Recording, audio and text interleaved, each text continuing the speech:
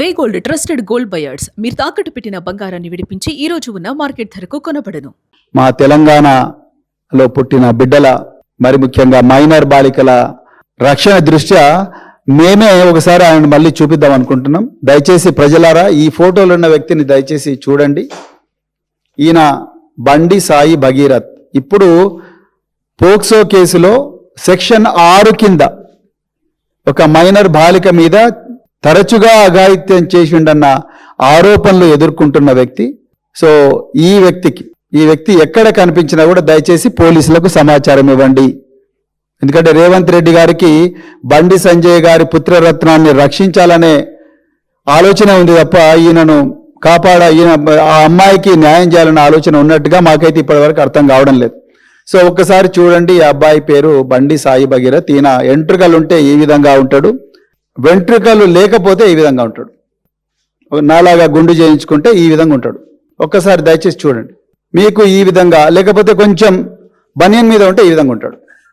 మీకు ఈ 3 రూపాల్లో ఈ వ్యక్తి అబ్బాయి కాదు, నాకు వయసు 26 సంవత్సరాలు, సారీ. ఈ వ్యక్తి కనిపిస్తే దయచేసి 1098 చైల్డ్ హెల్ప్ లైన్. ఈ ప్రెస్ కాన్ఫరెన్స్ నిజంగా చెప్పాలంటే సీతక్క గారు పెట్టాలి. ఈ రాష్ట్రంలో మహిళా శిశు సంక్షేమ శాఖ మంత్రి ధనసరి అనసూయ అలియా సీతక్క గారు పెట్టాలి. ఇలా ప్రభుత్వంలో హోంమంత్రి లేడు, మహిళా శిశు సంక్షేమ శాఖ మంత్రి లేడు.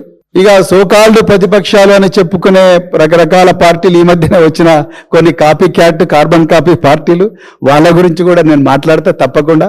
సో ఎవరిని కాపాడడానికి కుట్రలు చేస్తున్న విషయం కూడా మాట్లాడతా. మీకు ఏమైనా సమాచారం వస్తే 1098 చైల్డ్ కేర్ హెల్ప్ లైన్ ఉంటుందండి. లేకపోతే డయల్ 100 డయల్ 100 అనే నెంబర్ కూడా మీరు కాల్ చేసి చెప్పండి మీ వివరాలు గోప్యంగా వస్తే. లేకపోతే మాకు ట్విట్టర్లో కానీ, ఫేస్బుక్లో కానీ, ఇన్స్టాలో కానీ మా ఐడికైనా లేకపోతే ఎవరికైనా మీరు దయచేసి డిఎం చేయండి. లేకపోతే మా వాట్సాప్ మా నెంబర్ అందరి దగ్గర ఉంటుంది జనరల్గా, మా గూగుల్లో కూడా దొరుకుతుంది. ఆ నెంబర్కు మెసేజ్ చేయండి. మీ వివరాలు గోప్యంగా పెడతాం, పోలీసు వాళ్ళకి అప్పగిస్తాం. మేము పోలీసింగ్ చేయం, అది మా డ్యూటీ కాదు. మేము డబ్బులు ఇస్తున్నది, పన్ను ఇస్తున్నది పోలీసు వాళ్ళకు జీతాలు ఇస్తున్నది మన పన్నుల నుంచే. వాళ్ళ డ్యూటీ మనందరి ధన మాన ప్రాణాలు రక్షించడం.